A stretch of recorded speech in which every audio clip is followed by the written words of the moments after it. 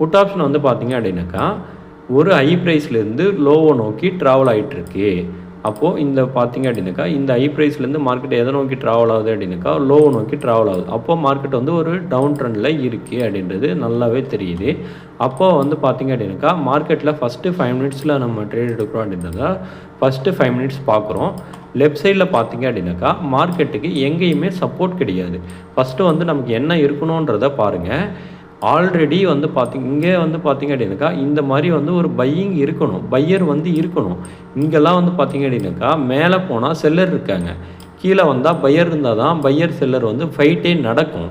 இங்கே பையரே இல்லை அப்படின்னாக்கா, செல்லருடைய கை மட்டும்தான் இருக்கும். ஏன் அப்படின்னாக்கா, இங்கே பாருங்கள் லெஃப்ட்டில் எங்கேயாச்சும் சார்ட்டில் யாராச்சும் பையர் இருக்காங்களா? யாருமே இல்லை. யாருமே இல்லாத இடத்த வாங்குறதுக்கு ஆளே இல்லாத இடத்த நம்ம மட்டும் போய் வாங்கலாமா? வாங்கவே கூடாது ஃபஸ்ட்டு விஷயம்.